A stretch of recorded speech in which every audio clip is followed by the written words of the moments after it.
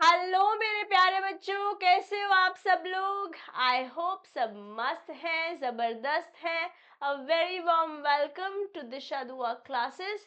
हम पढ़ रहे हैं आपके सीएमए इंटर में paper number 5 business laws and ethics. जय हिंद मेरे प्यारे बच्चों।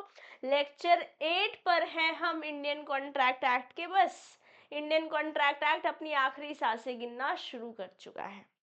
यस तो शुरू करते हैं आज का सेशन। लास्ट सेशन में हमने बातचीत खत्म करी थी कैसे जीएफआर काम करता है, कैसे टेंडर प्रोसेस है इंडिया में, है ना। तो बात करते हैं क्या क्या पढ़ लिया था हमने लास्ट सेशन में। लास्ट सेशन में हमने जो टॉपिक शुरू किया था वो शुरू किया था असाइनमेंट के साथ। यस उससे पहले हम बातचीत कर चुके थे टर्मिनेशन कैसे किया जा सकता है।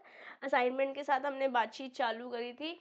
असाइनमेंट में क्या होता है, असाइनमेंट में आप ट्रांसफर कर देते हो कॉन्ट्रैक्चुअल राइट्स और लायबिलिटीज एक पार्टी द्वारा टू अ थर्ड पार्टी, है ना, जो कि स्ट्रेंजर टू अ कॉन्ट्रैक्ट हो सकता है। जो कि स्ट्रेंजर टू अ कॉन्ट्रैक्ट हो सकता है। ज़्यादातर ये यूज़ होता है कमर्शियल ट्रांजैक्शंस में या सिक्योरिटाइजेशन, जैसे मैंने आपको सरफेसी का एग्जांपल दिया था कि लोन दिया तो बैंक ने था, मिस्टर एक्स को दिया था, बट मिस्टर एक्स ने जब डिफॉल्ट किया और पूरा सरफेसी का प्रोसेस चालू हुआ तो बैंक ने ये असेट ट्रांसफर कर दिया किसको, एआरसी को, असेट रिकंस्ट्रक्शन कंपनी को। तो थर्ड पार्टी आ गई और यहाँ पे डॉक्ट्राइन ऑफ प्रिविटी बोले तो stranger to a contract doesn't work. या जैसे मान लेते हैं ए ने बी को 500 रुपये देने थे और बी ने सी को 500 रुपये देने थे, ठीक है।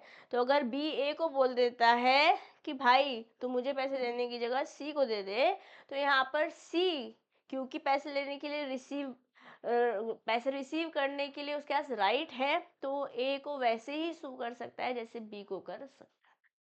ये सी असाइनमेंट ही है।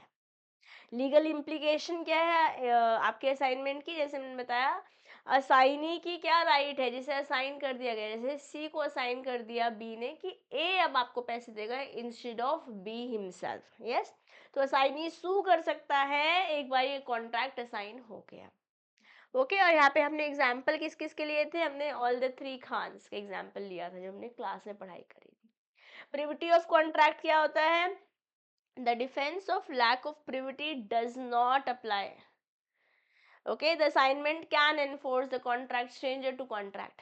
तो जो मैं आपके साथ क्वेश्चन बैंक सॉल्व करूंगी, हाँ, तो वहां पर मैं आपको क्वेश्चन दिखाऊंगी जो प्रीवियस ईयर्स में आए हुए हैं।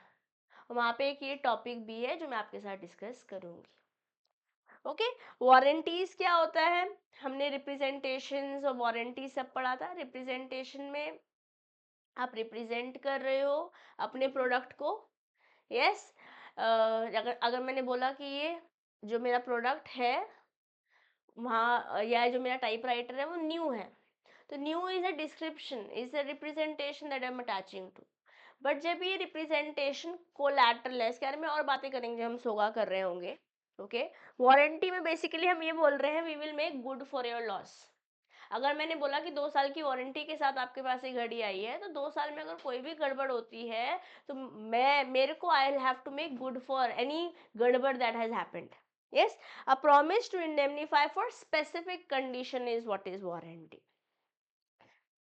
स्टिपुलेशंस में कंडीशंस और रिप्रेजेंटेशंस हम सोगा में डिफरेंटली पढ़ेंगे। हम इंडियन कॉन्ट्रैक्ट एक्ट 1872 के बारे में बात कर रहे हैं, जबकि ना तो रिप्रेजेंटेशन ना वारंटी यहाँ पे डिफाइन किया गया है। जो डिफाइन किया है वो है मिस रिप्रेजेंटेशन, पढ़ा था ना हमने, miss representation under section 18 of Indian contract act, है ना। वारंटीज क्या है, वारंटीज एक प्रॉमिस है जहाँ वादा किया जा रहा है to indemnify for specific condition. Legal status क्या है, नॉट स्पेसिफिकली डिफाइंड, जैसे मैंने आपको बताया इंडियन कॉन्ट्रैक्ट एक्ट में स्पेसिफिकली डिफाइन इसको जबकि नहीं किया गया है। ओके ब्रीच से कुछ कॉन्ट्रैक्ट कैंसिल नहीं होगा, वाइड नहीं कर सकते आप, रिसेंड नहीं कर सकते कॉन्ट्रैक्ट को वारंटी के बेस पे, just indemnification, make good for the loss. ठीक है फिर हमने फोर्स मेजर पढ़ा था, व्हाट इज फोर्स मेजर। तो अगर हमने फोर्स मेजर का क्लॉज ऐड किया हुआ है अपने कॉन्ट्रैक्ट में और कैसी कोई ऐसी सिचुएशन आ गई है जो मतलब बेसिकली इम्पॉसिबल, और इम्पॉसिबल के बारे में सेक्शन 56 में हम ऑलरेडी बातचीत कर आए। अब लॉ आप पे जबरदस्ती नहीं करेगा कि करो ही करो। अब कोविड का पैंडेमिक आ गया है तो हम कहाँ से लेबर दें? यस, एक अनफोर्सिएबल फीचर है। ओके, एग्जाम्पल यहाँ पर देख सकते हैं, कोई नेचुरल डिजास्टर, कोई पैंडेमिक जो प्रिवेंट कर रहा है कि आप कॉन्ट्रैक्ट परफॉर्म नहीं कर पा रहे हो, और ये परफॉर्मेंस जो है नॉन परफॉर्मेंस को लॉ एक्सक्यूज कर रहा है। Why? Because under section 56 of Indian contract act possible ही नहीं है इसको एग्जीक्यूट करना। उस समय तो पॉसिबल था जब हम एंटर करे थे कॉन्ट्रैक्ट में, सब्सिक्वेंट इम्पॉसिबिलिटी हो गई है। Okay okay? हमने जो टॉपिक और पढ़ा था वो पढ़ा था टेंडर डॉक्यूमेंट। टेंडर डॉक्यूमेंट में क्या होता है? In a tender document, let me just put my iPad on charge, give me a moment. Tender document में एक हम ऑफर करते हैं, इनविटेशन टू ऑफर करते हैं। जैसे हमने एग्जांपल लिया था कि एक गवर्नमेंट हॉस्पिटल है, वहाँ पे कैंटीन है, किसी बेड्स एक्सेट्रा की हमारे को रिक्वायरमेंट है, तो हम वहाँ पे टेंडर इशू करने के लिए, मतलब बेसिकली किसको देने वाले हैं, कौन हमारे लिए किफ़ायती दामों में काम कर देगा, उसके लिए हम इनविटेशन मंगवाते हैं अपनी स्पेसिफिकेशंस देते हुए। ठीक है, तो बिड हमने मंगवाई, एक बार हमने बिड मंगवा ली, उस बिड के अकॉर्डिंग एक बार हमने बिड दे बोल दिया कि no this is what we need. अब जो जो पार्टीज इंटरेस्टेड होगी, जैसे हमने बात किया था ब्लू स्टार और हनीवेल एक्सेट्रा, यस, तो क्या होगा, वो लोग ऑफर देंगे, we are ready to give you all of these things इतने समय के अंदर as per your specifications.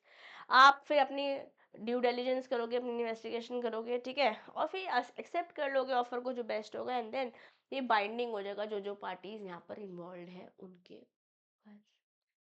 Yes, तो टेंडर डॉक्यूमेंट्स में क्या क्या इंक्लूड हो जाता है? आपके टेंडर डॉक्यूमेंट्स में आ जाते हैं स्पेसिफिकेशंस, टाइमलाइंस, क्या टर्म्स एंड कंडीशंस है, all of it, all of it. ठीक है, यहाँ अब जब टेंडर डॉक्यूमेंट्स हमने सेपरेटली पढ़े थे, टेंडर का प्रोसेस हमने समझा, फिर हमने जीएफआर समझा।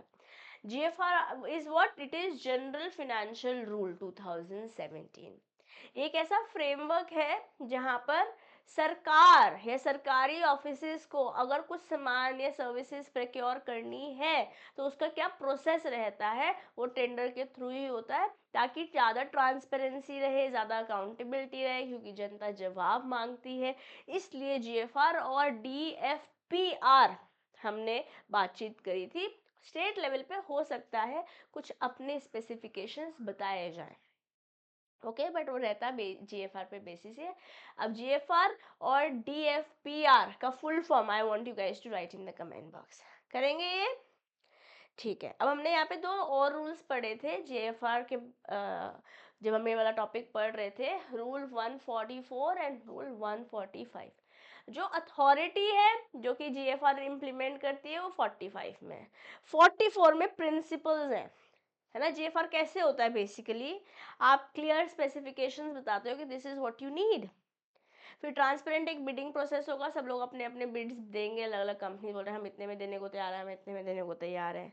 आप अपना प्राइस चेक करोगे, क्वालिटी देखोगे, जो आपकी रिक्वायरमेंट्स है एज अ गवर्नमेंट ऑर्गेनाइजेशन और ऑर्गेनाइजेशन जिन पर जीएफआर लागू होता है, मीट करोगे, and then you take a decision. और एक बार आपने डिसीजन ले लिया तो ऑफर आपने एक्सेप्ट कर लिया, कम्युनिकेट कर कर ऑफर का एक्सेप्ट हो गया, तो ये बाइंडिंग हो गया सारी पार्टीज पर। ठीक है, और 145 जैसे मैंने आपको बताया, जो अथॉरिटीज अप्रूव करती हैं purchases under GFR as per DFPR and GFR is under the rule 145। दोनों रूल्स हमें पता होने चाहिए। That's pretty much it। yes, ये टॉपिक्स पढ़े थे हमने लास्ट सेशन में। तो चलिए फिर आज का सेशन चालू करते हैं। Let's start with special contracts. Indemnity वैसे तो हल्का फुल्का हमने पढ़ा था लास्ट सेशन में, सेक्शन 124 एंड सेक्शन 125। और डिटेल में जाएंगे हम, indemnification, guarantee, bailment, plays and agency पढ़ेंगे। तो आज हम फोकस करेंगे इंडेमनिटी और गारंटी पे। अगर समय बचा तो हम बेलमेंट की ओर चलेंगे। प्लेज और एजेंसी हम नेक्स्ट सेशन में करेंगे और फिर हमारा इंडियन कॉन्ट्रैक्ट एक्ट हो जाएगा finish. But I also like to dedicate one specific session for doing MCQs जो आपकी बुक में दिए हुए हैं. मतलब हमारे जो इंस्टीट्यूट ने स्टडी मटेरियल दिया है वो वाले सारे क्वेश्चन करेंगे. I also have prepared a question bank for you जिसपे हम जब पूरा सिलेबस खत्म हो जाएगा तो एक डेडिकेटेड सीरीज करेंगे क्वेश्चन बैंक पर. बट अभी मैं थोड़ा सा आपको ये समझाना चाहूँगी without going into the no too much of detailings of the answer. Question bank में आपके साथ डिस्कस करना चाहूँगी इन फॉर्मेट की कौन कौन से क्वेश्चंस किस किस ईयर में आए हुए हैं. हमें ये पता चल जाएगा हमारे इंपॉर्टेंट टॉपिक्स कौन से हैं, एक से ज़्यादा बार कौन से क्वेश्चंस आए हुए हैं. तो एक सेंस ऑफ डायरेक्शन मिलेगी कि इस चैप्टर से कैसे क्वेश्चंस बनते हैं. वैसे मैं एक डेडिकेटेड सीरीज करूँगी once we are done with our entire syllabus. तो मैं आपके साथ पूरा क्वेश्चन बैंक सॉल्व करूँगी या. But for now we will understand कैसे क्वेश्चंस बनते हैं. मेजरली ये क्वेश्चन बैंक आपके पर्सनल स्टडी के लिए काम आएगा once you get yourself enrolled in the batch. ये क्वेश्चन बैंक आपको हेल्प करेगा. फिर आपको कोई स्कैनर कोई एमटीपी एटसेट्रा चेक करने की ज़रूरत नहीं पड़ेगी. All of it is consolidated in this question bank. इस चैप्टर से जो क्वेश्चन बन सकते हैं वो सब कुछ मैं इंक्लूड कर ले रही हूँ आपके क्वेश्चन बैंक में. तो एक बार हम चैप्टर पढ़ लेते हैं. तो क्वेश्चन बैंक आपको एक वन सोर्स दे देगा without referring so many other places for questions that will be that have framed in your previous attempts और फिर आने वाले अटेम्प्ट्स में भी पूछे जा सकते हैं. ठीक है, चलो शुरू कर रहे हैं स्पेशल कॉन्ट्रैक्ट के साथ. एमिली इन पेरिस आ गई हैं. आइए, ये हमारी एमिली है. ओके, एमिली जो है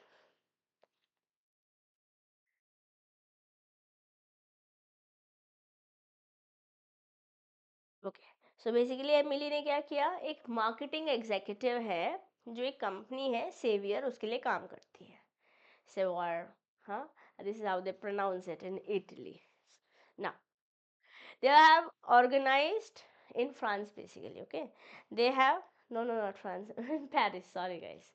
Emily एक marketing executive है from Savor, organizes a high profile art exhibition at Sylvie's Art Luxury in Paris. तो हमारे पास ये सिल्वी है. ओके, और ये हमारी एमिली है. आइए इस पे कलर थोड़ा सा बेटर चूज कर लेते हैं ताकि आप दिख पाए आपको जब आपके ऐसे नोट्स हैं. ओके, अब क्योंकि हम सिल्वी को प्रोटेक्ट करना चाहते हैं, नो, सो बेसिकली सिल्वी अपने राइट्स को, to protect Sylvie from any potential liabilities, क्योंकि सिल्वी की लग्जरी आर्ट गैलरी इस्तेमाल करी जा रही है जहां पर एमिली एक high profile art exhibition organize करना चाहती है. To protect Sylvie from any potential liability, Emily enters into contract of indemnity with her. What is contract of indemnity? Making good for the loss. कि Sylvie अगर आपके इस art gallery में कोई भी नुकसान हुआ तो उसकी भरपाई मैं करूंगी. वो नुकसान मेरे कारण भी हो सकता है, किसी थर्ड पार्टी के कारण भी हो सकता है. जैसे हमने इंश्योरेंस का एग्जाम्पल लिया था ना लास्ट सेशन में, ऐसे ही सिल्वी और एमिली कॉन्ट्रैक्ट में आ रहे हैं. आर्ट एग्जीबिशन किसी और के लिए हो रही है, ठीक है, बट सिल्वी क्योंकि अपने जो ये गैलरी है इसको, इसमें कोई नुकसान से बचना चाहती है, इसलिए वो एमिली के साथ कॉन्ट्रैक्ट में आ रही है कि भाई अगर इस जगह पे कोई नुकसान हुआ तेरे कारण या किसी और के कारण तो उसकी भरपाई आपको कर देनी है. यस, तो यहाँ पे एप्लीकेशन है section 124 of Indian contract act. यहाँ पे इंडेमनीफायर कौन है, कौन वादा कर रहा है कि कोई नुकसान हुआ तो मैं उसकी भरपाई करूंगा? That is Emily, because she is promising कि मैं प्रोटेक्ट करूंगी किसी भी लॉस के अगेंस्ट. और किसको प्रोटेक्ट किया जा रहा है? सिल्वी को. तो सिल्वी बन जाएगी इंडेमनिटी होल्डर. इन्हीं को हम इंडेमनीफायर भी बोल सकते हैं. इन्हीं को हम इंडेमनीफायर भी बोल सकते हैं. इंडेमनिटी होल्डर को ही इंडेमनीफायर भी बोला जा सकता.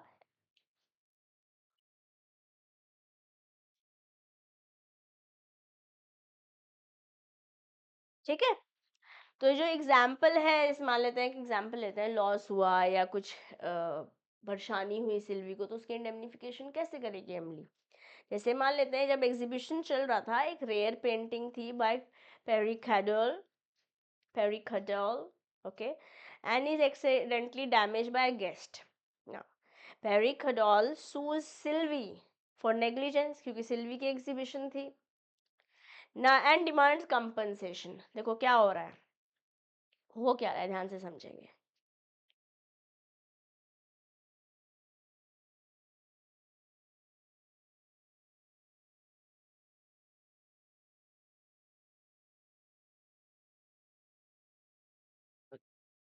Understand what is happening.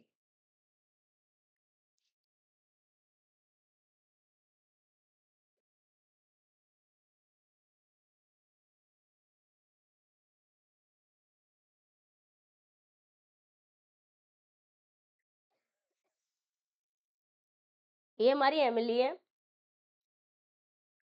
Okay, ये हमारी सिल्वी है, okay, there is somebody third party, Perry खडोल, ओके। ये ये एमिली, ये सिल्वी की आर्ट एग्जीबिशन है, एग्जीबिशन गैलरी है ना। इन दोनों ने कॉन्ट्रैक्ट में एंटर किया कि अगर इस एग्जीबिशन में जो कि एमिली ने ऑर्गेनाइज करी है कोई भी नुकसान होता है तो उसकी भरपाई मैं करूंगी, ओके। ये नुकसान किसी के भी कारण हो सकता है, तो she becomes the indemnifier, she becomes the indemnified. अब क्या हुआ, एक गेस्ट आया था, ओके। इस गेस्ट से इस गैलरी के अंदर इस बंदे की एक पेंटिंग डैमेज हो गई, इस बंदे की एक पेंटिंग डैमेज हो गई। अब क्या किया,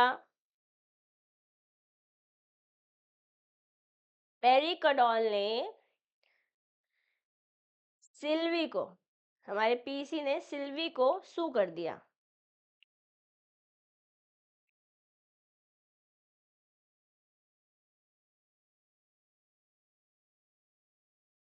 फॉर द डैमेजेस, कि भैया मेरी, तुम तेरी गैलरी में से मेरी पेंटिंग खराब हुई है।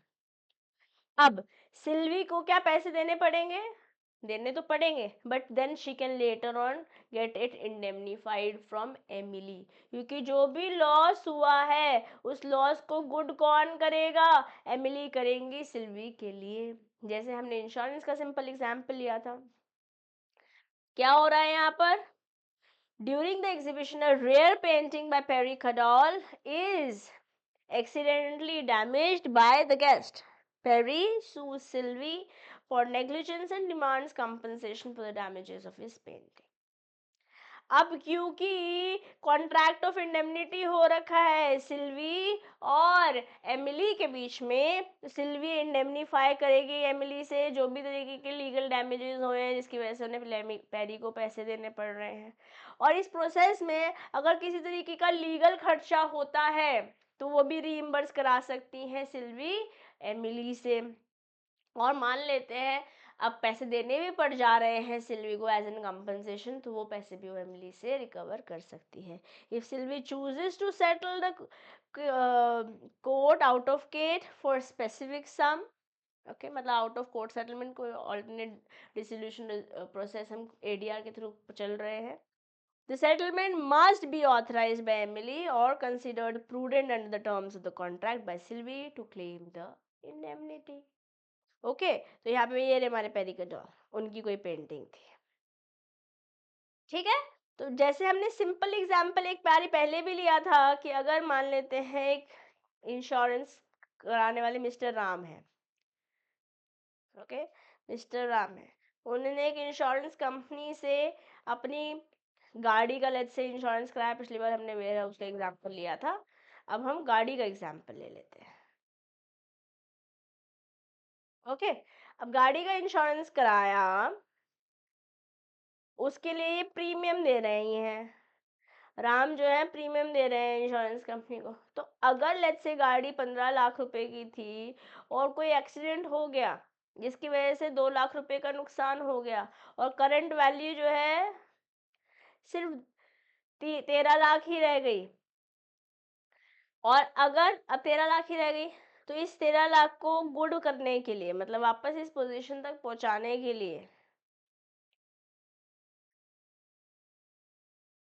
Make good for the loss.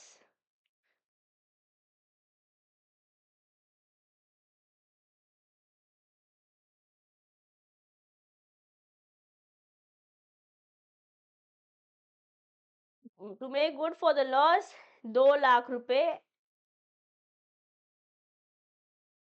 Insurance company Ram को देगी। तो यहाँ पर राम जो थे वो इंडेमनीफाइड थे, या इनको हम इंडेमनिटी होल्डर भी बोलते हैं, और इंश्योरेंस कंपनी जो है ये हमारी इंडेमनीफायर है। और ये तो हुआ सेक्शन 124 के अंदर। और सेक्शन 125 के अंदर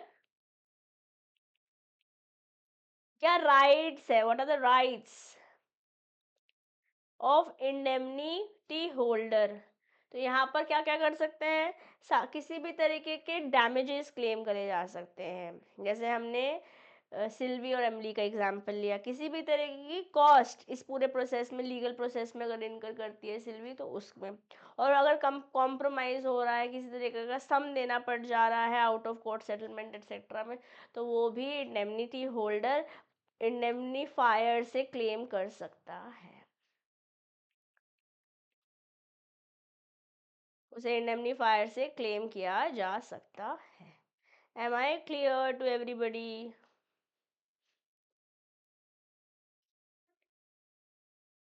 ठीक, चलिए फिर आगे बढ़ते हैं। कॉन्ट्रैक्ट ऑफ इंडेमनिटी और गारंटी में पहले हम कॉन्ट्रैक्ट ऑफ इंडेमनिटी पढ़ेंगे अंडर सेक्शन 124, अंडर सेक्शन 125। अगर आपके सेक्शंस वाला पेज पूरा भर गया है तो आप एक और पेज बना सकते हैं और वहाँ पे हेडिंग लिख सकते हैं स्पेशल कॉन्ट्रैक्ट्स, और फिर यहाँ पे आप सेक्शन 124, 125 एंड ऑनवर्ड्स लिखेंगे, क्योंकि हम एजेंसी में काफ़ी सारे सेक्शंस पढ़ेंगे।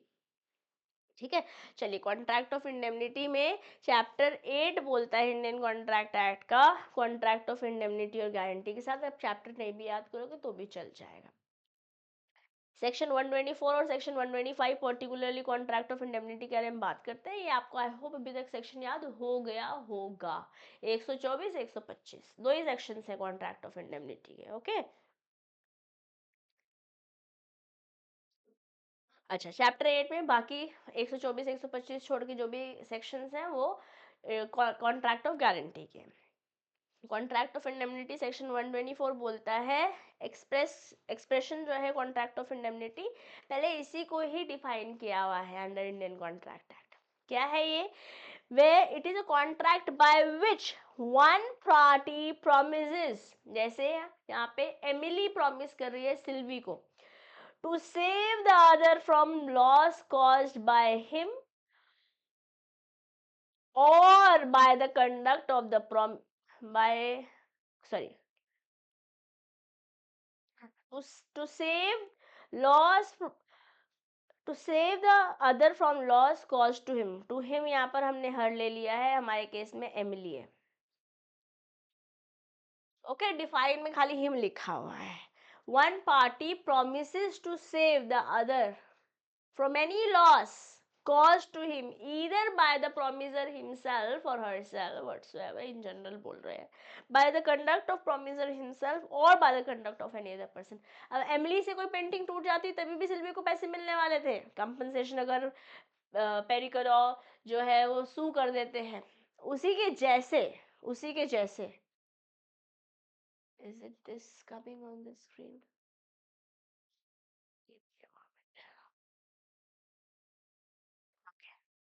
चलिए, उसी के जैसे किसी और से अगर नुकसान हुआ होता सिल्वी को, जो कि कोई भी कारण हो सकता है, पेरिकल की जगह किसी और की पेंटिंग होती या कुछ डैमेज हो जाता उस आर्ट एग्जीबिशन में, तो उसकी इंडेमनिफिकेशन, क्योंकि एमली ने वादा किया हुआ है तो एमली तो प्रोमिसर हो गई, तो इंडेमनीफायर तो खुद के कारण भी नुकसान हो सकता है और किसी और थर्ड पर्सन के कारण भी हो सकता है, जैसे हमारे एग्जाम्पल में गेस्ट के कारण हुआ था। Yes, let's say for example, A contracts to indemnify B against the consequences of the proceedings which C may take against B in respect of certain sum of rupees 2 lakh rupees. अगर कानूनी कार्यवाही करी 2 लाख रुपए तक का भरपाई मैं करूंगा, ऐसा ए ने बी को वादा किया। अगर सी ने बी के ऊपर कोई भी कानूनी कार्यवाही करी तो ये कॉन्ट्रैक्ट ऑफ इंडेमनिटी है कि तेरा लॉस अगर कोई हुआ 2 लाख रुपए तक का, यहाँ पे अमाउंट स्पेसिफाई कर दिया, तो उसकी भरपाई मैं करूंगा। ओके, तो इस कॉन्ट्रैक्ट में एक इंडेमनीफायर है, एक इंडेमनीफाइड है, या इंडेमनिटी होल्डर भी बोल सकते हैं इनको। एक बंदा जो प्रॉमिस कर रहा है कि I will indemnify, basically I will make good for the loss, वो इंडेमनीफायर है। ओके, और जो जिसको वादा किया जा रहा है कि अगर तेरे कोई नुकसान हुआ उसकी भरपाई मैं करूंगा, वो इंडेमनिटी होल्डर हो गए। और सेक्शन 125 में सारे डैमेजेस, सारे कॉस्ट, सारे सम्स जो भी प्रोसेस में इंडेमनिटी होल्डर को बियर करने पड़ रहे हैं, वो सब कुछ इंडेमनीफाई कराए जा सकते हैं। Okay, and the person whose loss is made good is known as indemnity holder। जो प्रॉमिस कर रहा है वो इंडेमनीफायर। ठीक है, the indemnity or indemnify, to indemnify does not merely means to reimburse in respect of money paid, but to save from the loss in respect of liability of which the indemnity has been given। कोई loss होता है उसके पैसे तो नहीं होंगे, है ना, उसकी लाइबिलिटी तो आई जा रही है, लॉस से भी बचाना, इसलिए आउट ऑफ कोर्ट सेटलमेंट में इन्वॉल्व होते हैं जनरली इंडेमनीफायर्स भी। इसलिए जो एग्जांपल हमने लिया आउट ऑफ कोर्ट सेटलमेंट का, यहाँ पर कॉम्प्रोमाइज इन्वॉल्व होते हैं, इसलिए क्या बोल रहे हैं, must be authorised bye Emily because she is indemnifier और कंसिडर्ड प्रूडेंट, की अगर वो होती तो मान जाती टाइप से। नॉर्मल सर्कमस्टांसेस में, एक सूझबूझ के सर्कमस्टांस में, प्रूडेंट माइंड में इतना ओके हो जाएगा इंडेमनिफिकेशन होना।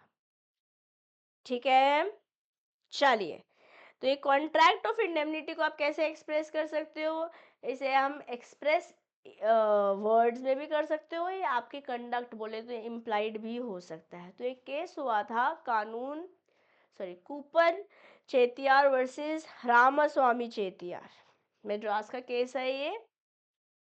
The court held that a contract is implied by law when a person requests another to perform a duty obliging the requesting party to indemnify the performance against any liability arising from the performance of a duty। तो यहाँ पर जैसे सिल्वी और Emily का example लेते हैं, सिल्वी को अगर पैसे देने पड़ रहे हैं पेरिकडॉ को, और इंडेमनिफिकेशन का क्लॉज ऑलरेडी साइंड है, तो यहाँ पर एमिली को सिल्वी को पैसे देने पड़ेंगे। उसी तरीके का कहानी कोपान चेतियार वर्सेस रामास्वामी चेतियार में भी हुई थी। Okay, in New India Assurance Company Limited versus State Trading Corporation of India, it was established, Gujarat का केस है, that most type of insurance except life insurance and personal accident insurance qualify as contract of indemnity। अगर आपको class 11th याद है अपनी chapter number 4 जहाँ business services पढ़ के आए थे, वहाँ पे हमने इंश्योरेंस पढ़ा था, और इंश्योरेंस में हमने बोला था, टाइप्स ऑफ इंश्योरेंसेस पढ़े थे, वहाँ पे हमने बोला था कि you in contract of indemnity में, let me just level up my table because I'm finding it difficult to write, give me a moment, okay।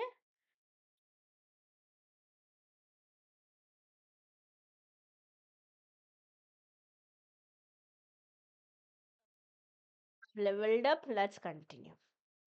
So I was giving you the reference of class 11th, है ना। तो class 11th में हमने पढ़ा था contract of indemnity में, यहाँ भी हमने पढ़ा that we make good for the loss,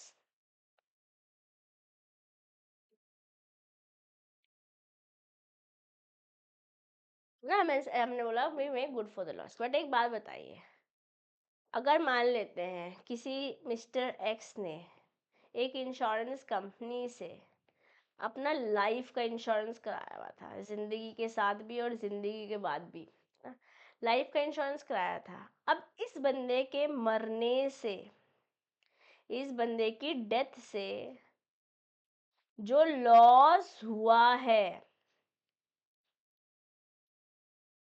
या होता है, क्या आप उसको क्वांटिफाई कर पाएंगे? क्या आप उसको क्वांटिफाई कर पाएंगे? नहीं कर पाओगे। Then how will you make good for the loss? Then how will the company make good for the loss? इसलिए क्या बोल रहे हैं, इसलिए क्या बोल रहे हैं कि अगर कोई एक्सीडेंट इंश्योरेंस हो रखा है या अगर लाइफ इंश्योरेंस है, तो वहाँ पे जनरली जो टर्म्स एंड कंडीशन ऐसे होती है कि वहाँ पे एक फिक्स्ड अमाउंट रहता है कि इतना अमाउंट मिलेगा अंडर दीज प्रोविजंस। तो बोल रहे हैं कि new India insurance company limited versus STCI, बोले तो state trading corporation of India, ये इस्टेब्लिश किया गया कि ज़्यादातर इंश्योरेंस के टाइप्स में जो कॉन्ट्रैक्ट रहता है वो कॉन्ट्रैक्ट ऑफ इंडेमनिटी रहता है, except for the reasons that I have just told. Exam में पूछा जाएगा नहीं, but as somebody who is becoming a professional, जिसके नाम के आगे CMA 3 मैजिकल वर्ड्स लगने वाले, उन्हें ये सब बातें पता होनी चाहिए। Yes. Further, in National Overseas versus Export Credit Guarantee Corporation of India Limited, it was held that when an exporter disregards the terms of an export risk policy and consents to shipment at their own risk, the Export Credit Guarantee Corporation is not liable to indemnify the exporter for any resultant loss। इसको ऐसे भी समझ सकते हैं, कभी कभी आपने देखा होगा कि लोग अपना गाड़ी का इंश्योरेंस कराते हैं। ये मिस्टर ए हैं, इन्होंने अपनी गाड़ी का इंश्योरेंस कराया, ठीक है। ये गाड़ी थी let's say Honda city, Honda city गाड़ी थी। अब इन्होंने इसमें कुछ मॉडिफिक और इंश्योरेंस करा के, इंश्योरेंस के टर्म्स एंड कंडीशन में लिखा हुआ था कि जैसे गाड़ी आई है आपको वैसी रखनी है, फालतू के तामझाम नहीं करने हैं। बट इन्होंने क्या किया, what did he do, this mister A this mister A did got some modifications done. कोई सामने कैमरा लगवा लिया, अंदर कोई रिक्लाइनर लगवा लिया, एटसेट्रा।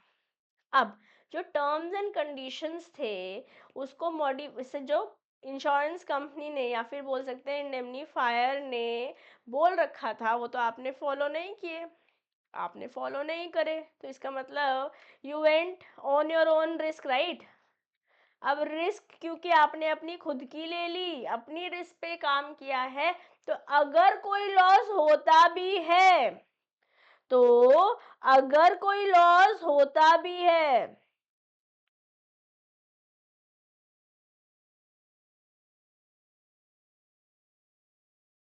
क्या होगा? अब insurance company as per the terms and condition इसकी भरपाई नहीं करेगी, they will not make good for loss. Why? Because you went on your own risk, no. अब अपनी रिस्क पे करने लगे, इस रिस्क के लिए कोई वादा किया नहीं था इंश्योरेंस कंपनी ने।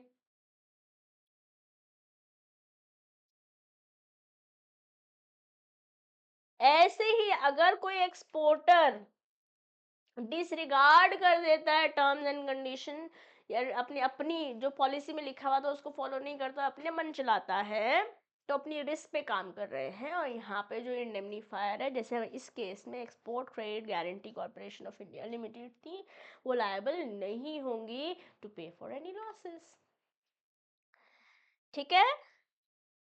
अब सेक्शन 124 आई होप इज चमका, चमका कि नहीं चमका? मैं ऐसे इमेजिन कर रही हूँ क्या बोल रहे हो, चमका तो चमका बोलेंगे। Rights of indemnity holder up पढ़ लेते हैं, सेक्शन 125 इसके बारे में बात करता है। सेक्शन 125 इंडियन कॉन्ट्रैक्ट एक्ट का आउटलाइन करता है rights of an indemnity holder when they are sued. जैसे सिल्वी को सू कर दिया था पेरिकोडोल ने, ठीक है, तो अब सिल्वी की क्या राइट्स है अंडर सेक्शन 125 बता रखा है, सारे सम, सारे डैमेजेस और सारी कॉस्ट सब इनकर कर सकते हैं। किससे ले सकते हैं? एमिली से। बोले तो हमारे केस में इंडेमनीफायर एमिली है। Yes, section 125 Indian contract act का आउटलाइन करता है rights of indemnity holder when they are sued. According to this section the promisee my case में कौन थी? सिल्वी, जिसको वादा किया गया था कि अगर कोई नुकसान हुआ तो उसकी भरपाई मैं करूंगा या करूंगी। In a contract of indemnity acting within the scope of their authority, of course you can not go beyond, is entitled to recover from the promisor. ठीक है, इसको ऐसे ही बोल सकते हैं, ऐसे इंश्योरेंस मैंने 15 लाख का कराया है तो 15 लाख तक का ही मेरे को नुकसान की भरपाई मिलेगी ना। और अगर नुकसान होगा तो मिलेगी, गाड़ी का एक्सीडेंट ही नहीं होता, आप इंश्योरेंस क्लेम ही नहीं करते तो क्यों आएंगे पैसे आपके पास? यस, तो सारे damages, all damages the indemnity holder may compel to pay in suit concerning any matters covered by the promisor to indemnify, जैसे हमने फर्स्ट अपना एग्जांपल एमिली और सिल्वी का देखा। All cost incurred in defending और प्रोसिक्यूटिंग सच suit, अगर कानूनी कार्रवाई में सिल्वी के को कोई खर्चे होते हैं तो वो भी एमिली को ही चुकाने पड़ेंगे। ठीक है, the indemnity holder has not contravened provided क्या है कि आप, जैसे मैंने आपको बताया गाड़ी का एग्जाम्पल लिया ना, कि जो लिखा हुआ नेशनल इंश्योरेंस वाला एग्जाम केस लो देखा था कि अगर आप अपनी रिस्क पे कर रहे हो तो फिर इंडेमनिटी होल्डर कुछ नहीं कर सकता, फिर इंडेमनीफायर इंडेमनिटी होल्डर को कुछ नहीं देगा। Yes, provided that, provided that का मतलब है कि आपको ये फॉलो करना पड़ेगा, जो इंडेमनीफाइड है इंडेमनिटी होल्डर उसे फॉलो करना पड़ेगा, that indemnity holder has not contravened, against नहीं गए हो the orders of the promisor. The indemnity holder acted prudently as though no contract of indemnity existed। इसको हम प्रिंसिपल ऑफ मिटिगेशन के नाम से पढ़ के आए थे क्लास 11th, याद है? कुछ बच्चे हैं जो मेरे से क्लास 11th में पढ़े हैं। क्या बोला था? ये छोटी सी बात है, इसको ऐसे समझते हैं, जैसे मान लेते हैं एक मिस्टर शाम है, ठीक है, उन्होंने अपने फैक्ट्री को, फैक्ट्री का फायर इंश्योरेंस कराया हुआ था। ओके, अब ये फैक्ट्री के गेट पर थे, फैक्ट्री के गेट पर थे और बाहर निकल के अपनी गाड़ी में आ रहे थे, उस समय इन्होंने देखा कि आग लग गई है, फायर आ गई, लग गई है फैक्ट्री के अंदर। तो he did not do any steps, he did not take any steps to stop the fire, इन्होंने स्टॉप करने के लिए कोई स्टेप्स नहीं उठाए। क्यों? इन्हें लग रहा था अरे इंश्योरेंस कंपनी से मैंने इंश्योरेंस तो करा ही रखा है ना, मैंने इंश्योरेंस तो करा ही रखा है। अब इंश्योरेंस कंपनी बोल रही है क्यों? क्योंकि हमने पैसे देने थे इसलिए आपने कोई स्टेप्स नहीं उठाए, ये तो बिल्कुल गलत है, तो सरासर नाइंसाफी है। तो प्रिंसिपल ऑफ मिटिगेशन बोलता है कि अगर आपको खुद ही नुकसान भुगतना पड़ता, आपको वैसे काम करना चाहिए, you should take efforts to minimize the loss. तो बोल रहा है कि हाँ, कॉस्ट रिकवर करेगा इंडेमनीफायर इंडेमनिटी होल्डर को अगर इंडेमनिटी होल्डर ने प्रूडेंटली काम किया था, ऐसे काम किया था जैसे कि कॉन्ट्रैक्ट ऑफ इंडेमनिटी है ही नहीं, एफर्ट्स लिए होने चाहिए to minimize the loss. This was principle of mitigation, exam में नहीं आएगा, हमारे सिलेबस में नहीं है, हमारी किताब में कहीं मेंशन नहीं कर रखा है, बट हम बिजनेस स्टडीज पढ़कर आए हैं और बहुत सारे बच्चों को ऐसा धोखा दिया जाता है कि 11th-12th में बिजनेस स्टडीज तो बसट्टा लगाओ और आंसर दे के आ जाओ। खैर वो तो एक हमारे बोर्ड एग्जाम ने हमको प्रूव भी कर दिया कि केस स्टडीज बेस्ड क्वेश्चन बहुत सारे बनते हैं, वहाँ कंसेप्ट क्लियर नहीं है तो नहीं कर पाओगे। बट उसी के साथ साथ आज आपको ये भी अंदाजा हो रहा होगा कि आप 11th-12th में जो पढ़कर आए हो वो आप काम आपको अब आ रहा है, ये लाइफ में भी काम आएगा। ठीक है, और acted with promises authorization, sums in compromise, all sums paid under the terms of compromise made in such suit provided that the compromise is not contrary to the promises order. Of course you cannot go against what is given as terms and condition, while the promiser or the indemnifier promised you that I will make good for your loss provided that you follow all of these। तो अगर आपने उनको follow नहीं किया, जो promisor ने आपको बोला था प्रॉमिस कर एज प्रॉमिसी को कि आपको फॉलो करना होगा to mitigate, to basically take care that everything is under the risk control, risk umbrella के अंदर है, अगर आप उसके बियॉन्ड जाते हो तो फिर आपकी मदद नहीं करता है इंश्योरेंस। तो compromise was prudent or it was authorized by promisor, like we saw in the second pointer, sums wale pointer, cost wale pointer में। समझ में आ रही कि नहीं? सेक्शन 124 125 चमका क्या? कुछ एडिशनल राइट्स भी हैं। An equitable relief section 125 is not exhaustive, मतलब एकदम यही यही केसेस में होगा। इट इज बेसिकली कैसे बोल सकते हैं, इंडिकेटिव बोल सकते हैं कि ये सब चीज़ें हो जाएंगी राइट्स में of a indemnity holder. It does not enumerate all the remedies available to indemnity holder and therefore it is not exhaustive. Certain equitable reliefs remain available to indemnity holder, including the right to sue for specific performance of the contract of indemnity even before damages are incurred. Damage इनकर होने से पहले भी indemnity holder के पास ये right है कि वो प्रोमिजर को सू कर सकता है किसी स्पेसिफिक परफॉर्मेंस के लिए.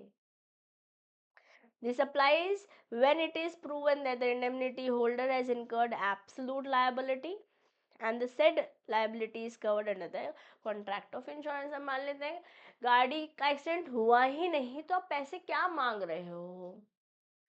या आपने कवर मेरे से 15 लाख का लिया था, गाड़ी चाहे 25 लाख की थी, आपने 15 लाख का मेरे से कवर लिया था और 20 लाख का नुकसान हो गया, तो मैं तो नहीं दे पाऊंगी ना जितना मैंने इंश्योरेंस आपके लिए ले रखा था कि इतने अमाउंट का ही मैं भरपाई करूंगा, तो उतने अमाउंट की मैं भरपाई करूंगा, क्योंकि आप हो सकता है एक कंपनी से ज़्यादा से आपने इंश्योरेंस करा रखा हो. yes that also is one of the principles of insurance but not a part of our syllabus, क्योंकि हम इंश्योरेंस नहीं पढ़ रहे हैं, हम कॉन्ट्रैक्ट ऑफ इंडेमनिटी पढ़ रहे हैं, जो कि एक तरीके का कॉन्ट्रैक्ट ऑफ मतलब बेसिकली कॉन्ट्रैक्ट ऑफ इंश्योरेंस एक तरीके कॉन्ट्रैक्ट ऑफ इंडेमनिटी ही है. Okay. The rights provided under Section 125 ensure that the indemnity holder is adequately protected against liabilities incurred due to their reliance on the promise of indemnity. That's it. Section 124, Section 125 यही होता है, खत्म. ठीक है, अब चलते हैं कॉन्ट्रैक्ट ऑफ गारंटी की ओर. आई होप सेक्शन 124 सेक्शन 125 एकदम चमकोफाई हो चुका है सबके भेजे में. अब चल रहे हैं हम कॉन्ट्रैक्ट ऑफ गारंटी पढ़ने की ओर.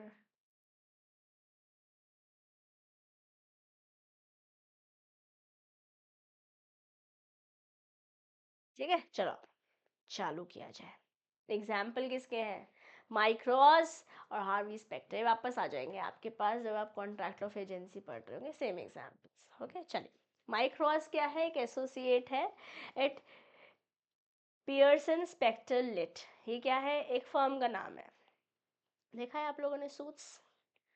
इस फर्म के अंदर माइक्रोस एक एसोसिएट जैसे काम करते हैं. बेसिकली लॉयर्स की फर्म है ये, अगर मैं आपको सीरीज का रेफरेंस दूँ. wants to start his own legal consultancy. काम यहाँ पे करते हैं बट अपना खुद का चालू करना चाहते हैं. अपने ऑफिस को सेटअप करने के लिए उन्होंने $1 लाख के लोन के लिए अप्लाई किया बैंक से. The bank, however, demands additional security from before approving the loan. जाएगा भैया बैंक, ऐसे थोड़ी ना पैसे दे देगा, जहाँ जाओ जो आराम से, मन करे तो दे देना, नहीं करे तो नहीं देना, ऐसे थोड़ी ना होगा. Okay. Harvey Specter, Mike's mentor, agrees to act as a guarantor. मतलब यहाँ पर माइक की गारंटी हार्वी दे रहे हैं कि अगर माइक ने पैसे नहीं दिए या माइक ने पैसे नहीं दिए तो हार्वी देगा. ओके. तो यहाँ पर सेक्शन 126 के अंतर्गत कॉन्ट्रैक्ट ऑफ गारंटी चालू हुआ. यहाँ पर जो ये बैंक है ये तो पैसे दे रहा है ना, so he is the creditor. Bank क्या है? क्रेडिटर, क्योंकि पैसे दे रहे हैं. हार्वी प्रिंसिपल डेटर है, क्योंकि ये पैसे प्राइमरीली लाइबिलिटी तो इन्हीं की है पैसे वापस देने की. बट अगर ये पैसे वापस नहीं दे पाते हैं तो ये जो हमारे श्योरिटी है Harvey, he is going to pay. तो यहाँ पर कितने कॉन्ट्रैक्ट्स हुए? अगर मैं कॉन्ट्रैक्ट ऑफ इंडेमनिटी के बारे में बात करती हूँ,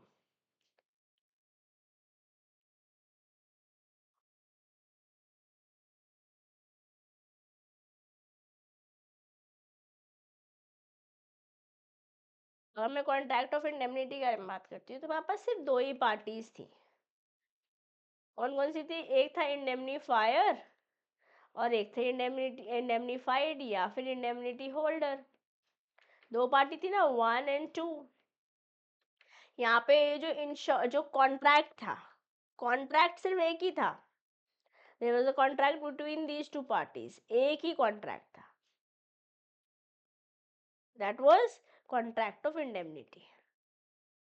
ठीक है, बट यही अगर मैं कॉन्ट्रैक्ट ऑफ गारंटी पर चल रही हूं, तो हमारे पास है माइक, हार्वी एंड बैंक, या प्रिंसिपल डेटर, श्योरिटी या गारंटर जिसको बोल रहे हैं हम, और बैंक, है ना। बैंक कौन है? क्रेडिटर। तो कितनी पार्टीज हुई यहाँ पर? 3 पार्टीज हुई। How many parties? 3 पार्टीज। जैसे यहाँ पे 2 पार्टीज थी, यहाँ पर हमारे पास 3 पार्टीज हैं। एक है प्रिंसिपल डेटर, एक है श्योरिटी, एक है क्रेडिटर। एक कॉन्ट्रैक्ट तो इन दोनों के बीच में हुआ, जो कि आपका प्राइमरी कॉन्ट्रैक्ट। क्योंकि प्राइमरी लायबिलिटी किसकी है? प्राइमरी लायबिलिटी किसकी है मेरे प्यारे बच्चों? प्राइमरी लायबिलिटी तो माइक की है ना, जिसने पैसे लिए हैं वही तो पैसे देगा। बट यहाँ पर क्यू की सेकेंडरी लायबिलिटी है कि अगर प्रिंसिपल डेटर पैसे नहीं देते हैं, अगर माइक पैसे वापस नहीं देते हैं, डिफॉल्ट करते हैं जब उन्हें पेमेंट देनी थी, तो क्रेडिटर बोल रहा है, हार्वी को बोलेगा, श्योरिटी को बोलेगा, भाई तुम दो पैसे। तो यहाँ पर सेकेंडरी कॉन्ट्रैक्ट हुआ। ठीक है, but there is one more contract. ये हुआ कॉन्ट्रैक्ट नंबर 1, ये हुआ कॉन्ट्रैक्ट नंबर 2। बट एक और कॉन्ट्रैक्ट है जो इन दोनों के बीच में, जिसे हम बोल रहे हैं कॉन्ट्रैक्ट नंबर 3। ये हुआ इम्प्लाइड कॉन्ट्रैक्ट। कहने का मतलब है कि अगर हार्वी को पैसे देने पड़ रहे हैं बैंक को, श्योरिटी को पैसे देने पड़ रहे हैं क्रेडिटर को, क्योंकि प्रिंसिपल डेटर नहीं दे पा रहा है, तो अब हार्वी उस पोजीशन में आ जाएंगे जिस पोजीशन में बैंक था। अब हार्वी उन जूतों में घुस जाएंगे जिन जूतों में बैंक था। इसे बोलते हैं प्रिंसिपल ऑफ सब्रोगेशन। वैसे आप इसे इसके बारे में अगेन इंश्योरेंस में पढ़ कर आए हैं क्लास 11 में, नहीं अगर याद है तो कोई टेंशन नहीं है। इसको ऐसे समझते हैं कि जैसे क्रेडिटर बैंक था पहले, अब क्रेडिटर हार्वी हो जाएगा। इम्प्लाइड करने का मतलब है क्योंकि तेरे पैसे मैंने दे दिए, तो अब तू पैसे मुझे देगा, क्योंकि मैंने तो लिए नहीं थे ना, लिए तो तूने थे। If you have taken the money, then you will have to give me back because I have given on your behalf to the bank. This is what Harvey is telling to Mike, or surety is telling to the principal debtor. This is section 126 of Indian Contract Act. Yes, section 126 की अगर मैं application बोल रही हूँ मेरे प्यारे बच्चों, तो श्योरिटी है हमारे पास हार्वी स्पेक्टर, क्योंकि उन्होंने गारंटी दी है कि अगर रीपेमेंट नहीं करते हैं लोन का माइक, तो मैं दूंगा। Principal debtor is Mike Ross himself because he is primarily responsible for repaying the loan, and creditor तो बैंक है जिसने लोन दिया है माइकी को। माइक को बेसिकली, नॉट माइकी, नाइकी से माइकी कर रही है मैम, हाँ माइक को। ठीक है, अब ये तो था सेक्शन 126। सेक्शन 126 में 3 पार्टीज। सेक्शन 127 में application of section 127 under contract of guarantee says that the bank's act of guaranteeing the loan to Mike serves as sufficient consideration for Harvey's promise to act as guarantor. हमने क्या बोला था? हमने बोला था as per section 10 of Indian Contract Act, valid बनाने के लिए, किसी भी कॉन्ट्रैक्ट को वैलिड बनाने के लिए हमने बोला था कि there has to be consideration, there has to be something in return. तो बोल रहे हैं क्योंकि माइक को बैंक ने पैसे दिए ही तब थे जब हार्वी ने वादा किया था कि भाई, बेसिकली हार्वी के कहने पर बैंक ने माइक को पैसे दे दिए कि अगर माइक पैसे नहीं दे पाएगा तो मैं दे दूंगा। दिस दो हार्वी के पास कुछ नहीं आया है, पैसे तो दिए बैंक ने है, लिए माइक ने है। बैंक भी यहाँ बिजनेस कर रहा है तो पैसे कमाएगा। यहाँ पे हार्वी कौन है? Because Harvey said, therefore bank gave loan to Mike. This itself is enough of a consideration. This itself is enough of a consideration.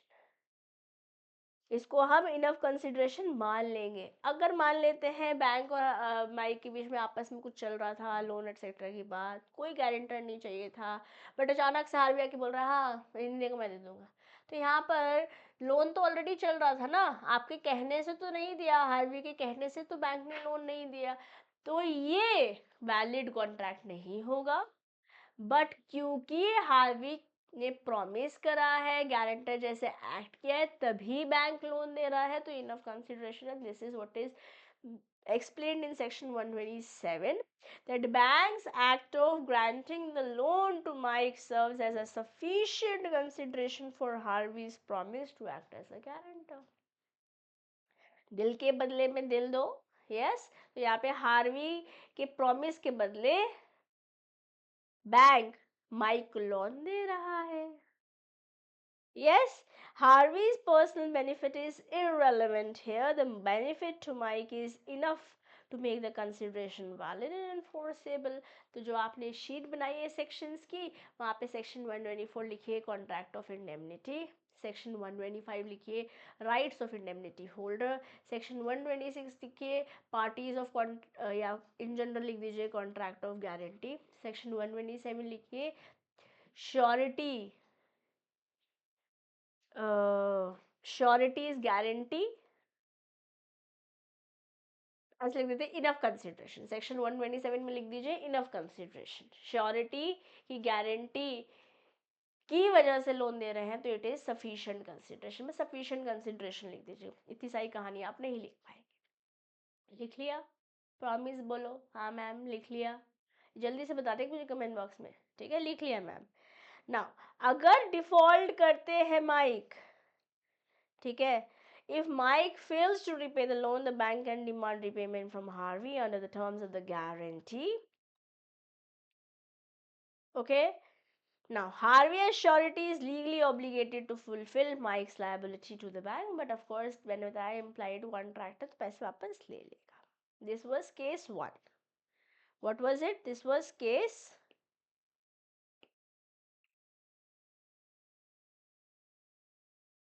this was case 1. अब चलते हैं केस 2 की ओर। केस 2 में मान लेते हैं हार्वी ने गारंटी ली थी माइक से, after the loan has already been granted, बताइए इनफ कंसिडरेशन है क्या? Without any consideration for guarantee, no consideration no contract, contract is void ab initio.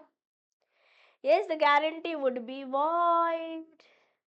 This aligns with Rajendra versus Mahila Chandrabai. It's a case law where a promise made without consideration was deemed unenforceable because something in return तो मिला ही नहीं ना Harvey को, आप लोग तो already दे चुके थे। Yes, तो की पॉइंट्स क्या हुआ? The guarantee is valid because the loan to Micro serves as a consideration for Harvey's promise.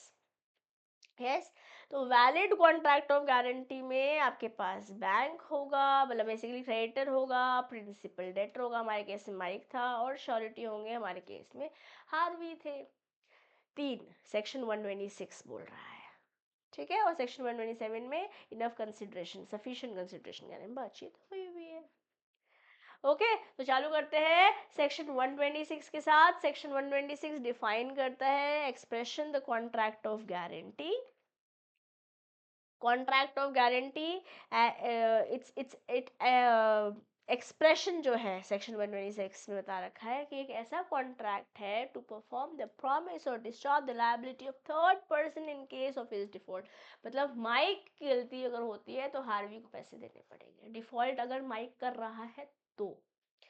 The components of this contract consist of a surety, a principal debtor, and a creditor. Surety is the person who gives the guarantee and is therefore known as surety. Principal debtor is the person in respect of whose default the guarantee is given is called the principal debtor. हमारे case में mic थे. And creditor, the person to whom the guarantee is given is called the creditor. I hope we are all sorted. Yes, a guarantee may either be oral or it could be written. It is a tripart agreement, मतलब 3 parties involved है, 3 parties are involved. which contemplates a principal debtor, creditor and surety. और ये बात तो मैंने यहाँ पर समझाई ना आपको. This is what I've explained it to you here. Yes or no? ठीक है, चलिए फिर आगे बढ़ते हैं. कंसिडरेशन फॉर गारंटी सेक्शन 127 बोल रहा है इसके बारे में. It provides that anything done or any promise made for the benefit of the principal debtor may be sufficient consideration to the surety for giving guarantee. जैसे बी ने A को request किया to sell and deliver him goods on credit. A ने बोला ठीक है but सी को guarantee देनी पड़ेगी. ठीक है, सी गारंटी देगा तो मैं तेरे को सामान दे दूंगा. अब सी ने प्रॉमिस किया. अब क्योंकि सी के प्रॉमिस करने की वजह से ए ने बी को सामान दिया तो इनफ सफिशिएंट कंसिडरेशन है. C is promise to guarantee the payment in consideration of A is promise to deliver the goods. This is sufficient consideration. Section 127 इसी को बोल रहा है. ठीक है, मान लेते हैं A sells and delivers goods to B. C afterwards request A to forbear to sue B for the debt for a year and promises that if he does so, C will pay for them in default of payment by B. A agrees to forbear as requested. Again, this is sufficient consideration. Forbear का मतलब होता है माफ करना. मतलब legally आप कुछ कर सकते थे, वो नहीं कर रहे हैं. मतलब मैं आपको बेसिकली ए जो है बी को कानून के दरवाजे कोर्ट ऑफ लॉ में लेके जा सकता था बट नहीं लेके गया. बोला क्योंकि सी ने वादा किया कि अगर 1 साल में 1 ईयर में पैसे नहीं देता है तो मैं दे दूंगा. तो यहाँ पर अगेन ये श्योरिटी बन गए, ये प्रिंसिपल डेटर बन गए और ये बन गए क्रेडिटर. कोर्ट ऑफ लॉ में ना जाना, फॉर बियर कर देना फॉर 1 ईयर और अगर नहीं देते हैं तो सी देगा. ये भी इनफ कंसिडरेशन. बेसिकली सी के कहने पर, श्योरिटी के कहने पर प्रिंसिपल डेटर को उधार दिया जा रहा है या समय दिया जा रहा है टू रीपे दैट उधार. ठीक है. Now, A sells and delivers goods to B. C afterwards, without consideration, agrees to pay for them in default. Avoid हो जाएगा. क्यों? क्योंकि उसके कहने पर लोन नहीं दिया ना, उसके कहने पे क्रेडिट नहीं दिया, अपने आप ही चल रहा था. तो आपके कहने पे something in return has to happen. No, Harvey के कहने पर बैंक को लोन देना होगा. माइक को ऑलरेडी चल रहा था, माइक अचानक से, सॉरी हार्वी अचानक से चल दिए, मैं दे दूंगा. अरे भाई साहब, consideration, what are you getting in return? And if you are not getting anything in return, this is unenforceable. This contract is void. Contract without consideration is void. Yes. Consideration in contract of guarantee. A contract of guarantee, like any other contract, must be supported by consideration. इसमें पास से consideration भी within the scope आ जाती है. It is important to know that it is not necessary for the surety to personally receive the consideration. Of course, जैसे हमारे case में Harvey को थोड़ी ना कुछ मिला था, पर्सनल बेनिफिट तो कुछ मिला नहीं था हार्वी को. The consideration between the principal debtor and the creditor is sufficient for to support the guarantee given by the surety. Okay, am I clear? Are we sorted? चलो, हमारे पास केस था Rajendra versus महिला चंद्रबाई. ये केस जो है example जो हमने third example लिया है ये वाला, इसके परव्यू में आ जाता है. ध्यान से समझते हैं क्या बोल रहा है ये. It in this case the appellant promised the plaintiff that if the first and second defendant failed to pay the sale price, the appellant as the guarantor would pay it. However, the court held that the promise made without consideration, the agreement without consideration is void and unenforceable under the law. Therefore, appellant बोले जो third defendant थे could not be held liable to pay the sale consideration or any other amount to plaintiff. Plaintiff होता है जो case कर रहा होता है. ठीक है, हमारे केस में राजेंद्र है. तो बेसिकली राजेंद्र ने लोन दिया था. ओके, लोन दिया था, किसी को दिया था? अब कोई थर्ड बंदा गारंटर और उसने आके बोला कि चलो नहीं दिया तो मैं दे दूंगा, तो इसके कहने पे लोन नहीं दिया था। तो केस में यही बोला कि क्योंकि कहने पे लोन नहीं दिया था तो इस बंदे के लिए तो कुछ मिला ही नहीं, रिटर्न था ही नहीं, कंसिडरेशन था ही नहीं, तो कॉन्ट्रैक्ट वॉइड है, जैसे कि एक नॉर्मल केस लॉ में होता है। ठीक है, एक और केस लॉ हुआ था, United breweries limited versus KSII and DC limited. The court observed that whether a document qualifies as a deed of guarantee depends on the terms under which the guarantor binds themselves. Basically जो लिखा हुआ उसके लिए guarantee है। अब मान लेते हैं बोल रखा था कि 200 रुपये तक का ही सामान देना है, आप 300-500 रुपये का सामान दे रहे हो, गारंटी नहीं है। या फिर मैंने आपकी गारंटी ली थी एक एक्स बंदे के पास कि इसको जो भी सामान चाहिए ना, अगर ये पैसे नहीं दे पाएंगे तो मैं दे दूँ, ठीक है, बट ध्यान रखना कोई कॉस्मेटिक सामान ना दो, तो टर्म्स एंड कंडीशन माननी पड़ेगी भाई, तभी मैं पैसे दूंगी। ओके, तो कॉन्ट्रैक्ट ऑफ इंडेमनिटी और कॉन्ट्रैक्ट ऑफ गारंटी के बीच में डिफरेंस ही क्या है, पहले उसको समझने से पहले की टेकअवेज लेते हैं कॉन्ट्रैक्ट ऑफ गारंटी के।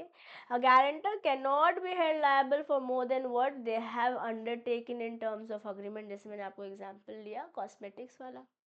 In this case, there was no provision in the agreement stating that the appellant guarantor would repay the loans of respondent number 2 in case of default, जो केस हुआ था, ठीक है।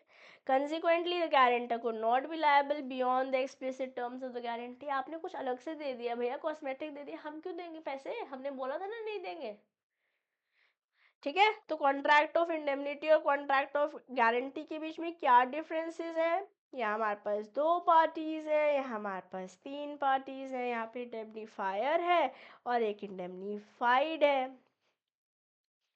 Okay, यहाँ हमारे पास 3 parties हैं, debtor, surety and creditor, principal, debtor, surety and creditor. यहाँ पर प्राइमरी लायबिलिटी इंडेमनीफायर की है, यहाँ पर प्राइमरी लायबिलिटी प्रिंसिपल डेटर की है, सेकेंडरी लायबिलिटी श्योरिटी की है। और अगर मैं दोनों की साथ साथ बोलती हूँ तो को एक्सटेंसिव है, बट वो कंसेप्ट थोड़ा सा ट्रिकी है, हमारे सिलेबस में है नहीं। चलो, indemnifier is not acting as at the request of debtor, whereas surety gives contract at the request of debtor, तभी तो enough consideration है ना। The possibility of any loss happening is only contingent against which the indemnifier undertakes to indemnify। अगर Emily ने सिर्फ under the premises of art gallery promise किया था ना सिल्वी को, तो सिर्फ उतना ही है, उसके बाहर आगे पीछे कुछ हो रहा है, नॉट एमलीज हेडेक, ठीक है ना। अगर मैं यही कॉन्ट्रैक्ट ऑफ गारंटी ले चलती आपको, यही अगर मैं कॉन्ट्रैक्ट ऑफ गारंटी ले आती है आपको, there is existing debt for which the surety gives guarantee. यहाँ पे एक्चुअली में डेट था नहीं, सिल्वी और एमली के बीच में कोई डेट नहीं था, यहाँ पे एग्जिस्टिंग डेट था, उसके लिए श्योरिटी ने वादा किया था। यस, इंडेमनीफायर सू नहीं कर सकता थर्ड पार्टी को on his own unless there is an assignment. अगर एमली, सिल्वी और कोई और बंदा आ जाता, असाइनमेंट हो रहा होता तो अलग बात होती, उतनी तो बातचीत ही फैसले बेस पे रही है। कॉन्ट्रैक्ट ऑफ गारंटी में the surety is entitled to proceed against the principal debtor when he is obliged to perform the guarantee. अगर पैसे दे दिए हार्वी ने बैंक को, तो हार्वी भैया बोलेगा भाई अब मेरे को दे तो पैसे, ठीक है। कॉन्ट्रैक्ट ऑफ इंडेमनिटी में इंडेमनीफायर और इंडेमनीफाइड होते हैं, यहाँ पर principal debtor, surety and creditor होते हैं। ये सेक्शन 124 में डिफाइन किया हुआ है, सेक्शन 126 में डिफाइन किया हुआ है, सिंपल,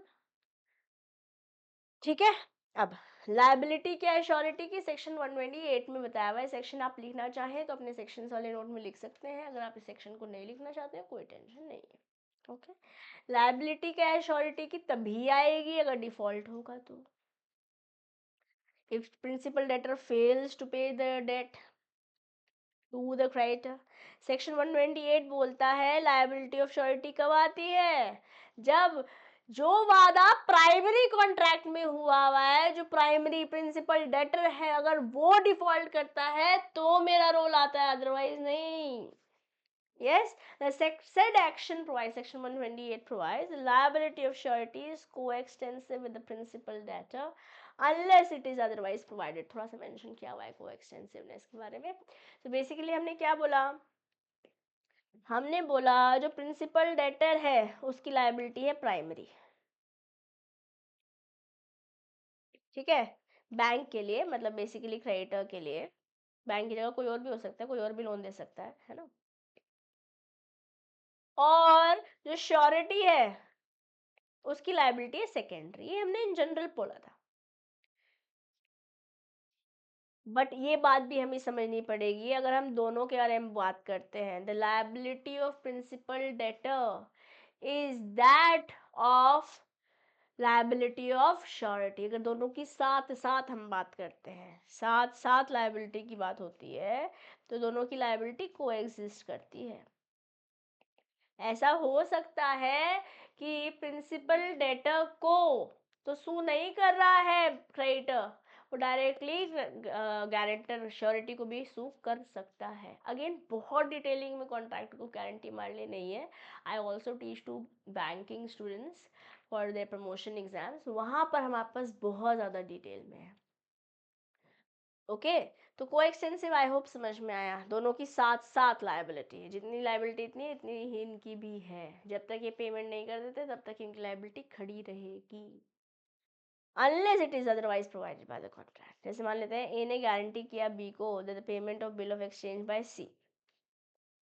ओके तो ए क्या है, श्योरिटी है, ये क्रेडिटर है, और प्रिंसिपल डेटर ए है। Okay the bill is dishonoured by C, bill ने पेमेंट नहीं करी, प्रिंसिपल डेटर ने की। A is liable not only for the amount of bill but also for any charges which may have to become due on it। bill of exchange में हो सकता है कुछ बैंक चार्जेस लगा दे, कोई बंदा चार्जेस लगा दे, किसी तरीके के और पैसे लग जाए, तो उस सब के लिए भी गारंटर को, मतलब यहाँ पर ए को पैसे देने पड़ेंगे, unless and until otherwise so said in the contract. Contract में जो लिखा हुआ है उस पर सबने साइन कर रखे हैं, ओके रखा, हमको क्या टेंशन है। The liability of surety is coextensive with the principal debtor and the surety is liable to pay the entire amount. His liability being immediate as held in Gauri Prasad versus Rabo India Finance Limited। एक case हुआ था उसमें यही आया था, ठीक है। In Swaminath Pillai versus Lakshman आया, मद्रास का अगेन केस है, it was held that no authority of general proposition that a creditor cannot proceed against the surety unless he has first exhausted all his remedies against the principal debtor. When the letter of guarantee issued by a guarantor guarantees repayment only the principal sum and does not guarantee the payment of any interest, he could not be made liable for the payment as held in SN Prasad versus Monnet finance limited. देखो मैंने पीछे समझाया कि अगर लिखा हुआ है कि गारंटर को आगे के पैसे भी देने पड़ेंगे, बट अगर ये लिखा हुआ था कि जितना पैसे के लिए प्रिंसिपल डेटर लायबल है उतना ही मैं दूंगा, उसके आगे का कुछ ब्याज चढ़ता है, कुछ होता है, उसके लिए मैं लायबल नहीं हूँ, इस पर सबने अग्री किया था, तो of course you can not make that guarantor liable for it. This is what is written here. अगर 7 नंबर क्वेश्चन आता है तो थोड़ी फैक्ट्स आपको स्टेट करने होंगे। मैं आपको सजेस्ट करूँगी कुछ केस लॉज, जब आप आंसर्स लिख रहे हैं, अपने आपने कॉपी बना रखी है, वहाँ पे आंसर्स लिख रहे हैं, आई होप लिख रहे हैं, नहीं लिख रहे हैं तो जब क्वेश्चन बैंक आपके पास आएगा तो आपको लिखने चाहिए। मैं आपके साथ जब क्वेश्चंस प्रैक्टिस करूंगी वो क्वेश्चंस के आंसर आपको लिखने चाहिए if you are not writing. 2 question मैंने आपको ऑलरेडी बोले थे लिखने के लिए, I hope you have written those या। और अगर आप नहीं लिख रहे हैं तो अब लिखने पढ़ेंगे एमआर को, क्योंकि अगर हमें सब आता होगा, यहाँ हमें सब आता है, यहाँ पे घुस के तो नंबर नहीं मिलने वाला। एग्जामिनर यहाँ तो नहीं घुस के चेक करेगा, एग्जामिनर तो चेक करेगा जो आपने कॉपी में लिखा होगा, और आप कॉपी में वो लिखोगे जो आपने प्रैक्टिस किया हुआ है। यस और लॉ बच्चों का पेपर छूट जाता है अगर ढंग से आपने प्रैक्टिस नहीं कर रखी है, या हमारा को याद ही नहीं आएगा। आता तो है लिखने की प्रैक्टिस नहीं करी है तो हम उतना लिख ही नहीं पाएंगे। प्रैक्टिस ज़रूर करनी है, ठीक है। खैर मैं प्रैक्टिस सेशंस अलग से लूँगी, बट कुछ बातें अब हम एक ऐसे लेवल पे आ चुके हैं जो हमें खुद भी करनी है, क्योंकि एक सब्जेक्ट नहीं है हमारे पास, we have so many subjects, ठीक है। तो हमें इन 8 पेपर के लिए तैयार करना है। उन 8 पेपर में तो एक पेपर 2 सब्जेक्ट्स के साथ है, या 8 subjects actually we have to prepare, correct. चलो अब बात करते हैं कॉन्टिन्यूइंग गारंटी की। इसको ऐसे ले लेते हैं, जैसे मान लेते हैं ये हमारे हैं शाहरुख खान, ओके, ये हमारे हैं अमृता राव, वो वाली मूवी देखिए, एक बार मैं हूं ना, हाँ मैं हूं ना देखिए ना, वहाँ पे शाहरुख खान और अमृता राव का नाम मुझे याद नहीं आ रहा, राम और इसका नाम क्या था, जो भी नाम था, राम और जो भी नाम था, अगर आपको नाम है तो मुझे बताना, याद करा देना मुझे, ठीक है। चलो, शाहरुख खान ने अमृता राव के लिए एक चाय की टपरी पर, कॉलेज के बाहर चाय की टपरी है, उस पर गारंटी दी टपरी वाले भैया को कि भाई इस महीने जो भी चाय अमृता राव लेती है उसकी पेमेंट मैं करूँगा, अगर ये पेमेंट नहीं करती I will make the payment. So basically she is the principal debtor, ये क्रेडिटर हो गए क्योंकि इन्होंने उधार पे सामान दिया है। और शाहरुख खान ने किसी एक चाय के बारे में बात नहीं करी, एक से ज़्यादा सीरीज ऑफ ट्रांजैक्शन के बारे में बात करी, सीरीज ऑफ ट्रांजैक्शन के बारे में बात करी, ठीक है। तो हमारे जो शाहरुख खान हैं ये हमारे श्योरिटी हो गए, ये हमारी प्रिंसिपल डेटर हो गई, और ये चाय वाले भैया जो हमारे क्रेडिटर हो गए, ठीक है। अब जब तक ये लाइबिलिटी, 1 महीने हो गए खत्म, फिर उन्होंने पेमेंट दे दी, फिर से दोबारा से गारंटी ली, 20 दिन हुए थे, लेट्स से 20 डेज हुए थे, 20 दिन बाद श्योरिटी ने आगे भैया को बोल दिया यहाँ तक तो लाइबिलिटी मेरी, इसके बाद अगर जो भी करोगे you will take care of it, यहाँ तक के पेमेंट अभी ले लो या मैं दे दूंगा। तो जिस दिन रिवोक कर लिया श्योरिटी ने अपनी कंटिन्यूइंग गारंटी, उस दिन लाइबिलिटी खत्म, या फिर आपने टर्म्स एंड कंडीशन बदल दी, उस दिन भी लाइबिलिटी खत्म। अगर बोला था चाय देनी है और आप सिगरेट के धुएं का छल्ला बना के भी कर रहे हो तो भाई हम कुछ नहीं कर पाएंगे, ठीक है। चलिए, सेक्शन 129 कंटिन्यूइंग गारंटी के बारे में बात करते हैं, इसके बारे में एग्जाम में क्वेश्चन पूछा जा सकता है, इसलिए इस सेक्शन को आप लिख लीजिए। अगर आपने सेक्शन 128 नहीं लिखा है तो आप लिखना चाहे भी लिख भी सकते हैं, क्योंकि 126 127 हमें ऑलरेडी याद हो चुका है, डेफिनेशन और कंसिडरेशन तो हमें ऑलरेडी याद हो ही चुका है, और 129 पढ़ने जा ही रहे हैं। 128 अगर बीच में हम मिस कर दे रहे हैं, से गड़बड़ हो रही है, तो आप लिख लीजिए लाइबिलिटी ऑफ श्योरिटी, ओके। लिखना चाहे तो लिख सकते हैं, याद करने में आसानी रहेगी। जैसे हमने 2 A B D C गायब कर रखा है यहाँ पर, DEFGHI पढ़ा हमने, ठीक है। फिर हमने 10 11 12 13 14 15 16 17 18 19 20 21 22 पढ़ा, फिर 23 पढ़ा, लीगैलिटी ऑफ ऑब्जेक्ट, फिर 24 25 26 27 28 29 30 31 से लेके 36 तक पढ़ा, फिर 37 पढ़ा, यस। फिर हमने 56 पढ़ा हुआ है, 64 पढ़ा हुआ है, then we have talked about 68 69 70 71 72, इतने सारे सेक्शन हमने इस एक्ट में ऑलरेडी याद कर लिए हैं, और अब हम चल रहे हैं स्पेशल कॉन्ट्रैक्ट्स की ओर। 124 पढ़ा आज हमने, 125 पढ़ा हमने, 126 पढ़ा, 127 पढ़ा, 128 भी मैंने आपको बोला है, अगर आप चाहे तो लिख सकते हैं, मैं सजेस्ट करूँगी लिख लो लाइबिलिटी ऑफ श्योरिटी, ठीक है। और सेक्शन 129 हम कंटिन्यू गारंटी पढ़ने जा रहे हैं। आई होप आपके दिमाग में पिक्चर आ रही है, जैसे मेरे दिमाग में सारी पिक्चर आ रही है कौन कौन से सेक्शन किस चीज़ के लिए है, यस। चलिए, सेक्शन 129 पढ़ते हैं, कहाँ गया, ये रहा।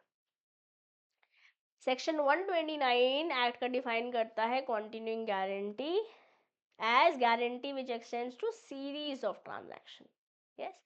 जैसे in consideration that B will employ C in collecting the rents of B zamindari, B promises B to be responsible to the amount of 5,000 for the due collection। मान लेते हैं 100 रुपये का आते हैं, 5,000 रुपये तक जो भी है, continuing कर the series, okay। this is continuing guarantee for the due collection and payment by C of those rents, ये ने गारंटी ली है, ठीक है।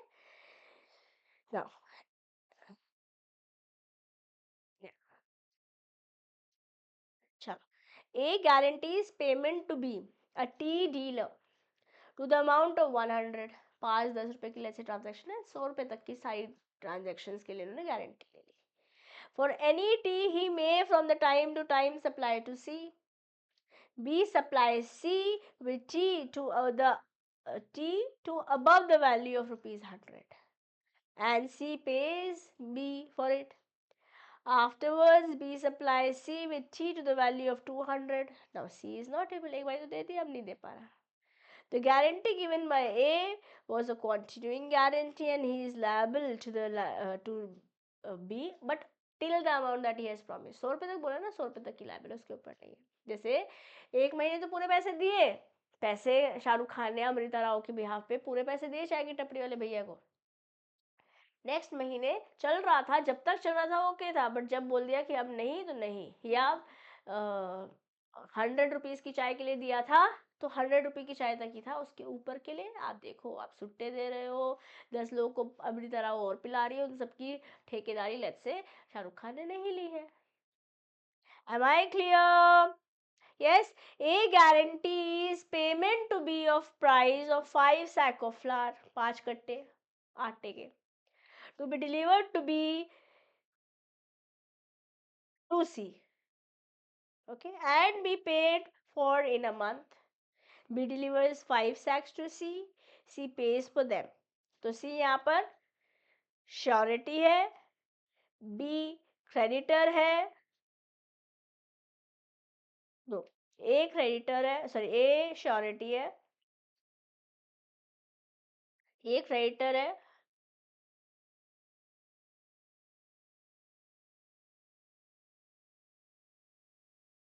और सी हमारे पास प्रिंसिपल डेटर है। यहाँ पे कुछ गड़बड़ थी इंग्लिश में, ठीक।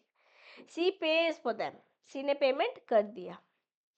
Afterwards B delivers 4 sacks to C which C does not pay, तो डिफॉल्ट कर दिया सी ने। The guarantee given by A was not a continuing guarantee, क्योंकि वो 5 तो ऑलरेडी हो चुकी थी ना, अब दोबारा तुम नए कॉन्ट्रैक्ट्स कर रहे हो। मैंने 1 महीने के लिए गारंटी ली थी, अब एक और तुम लेकर। अब शाहरुख खान बोल रहा है मेरी कोई लाइबिलिटी नहीं, ऐसी ए बोल रहा है मेरी कोई liability. Yes, and he is not liable for price of 4 more sacks. First 5 sacks के लिए था, हो गया, done. Continuing खत्म.